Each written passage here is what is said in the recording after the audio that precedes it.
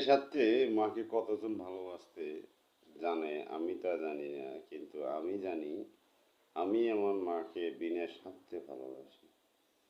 পৃথিবীতে আমার মা অনেক ভালো মা এবং শ্রেষ্ঠ মা, আমার কাছে সেটাই মনে হয়।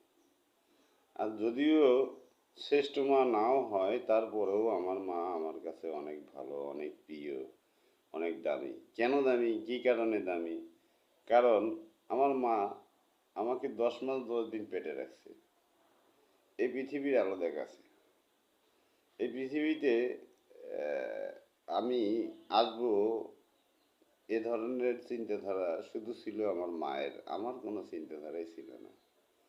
আমি এই পৃথিবীতে আসবো সেজন্য সম্পূর্ণ সম্পূর্ণ ভালোবাসা, দুঃখ, বেদনা, যন্ত্রণা, আশা, আকাঙ্ক্ষা সম্পূর্ণ কিছুই আমার মা, আর কারো হতে পারে না।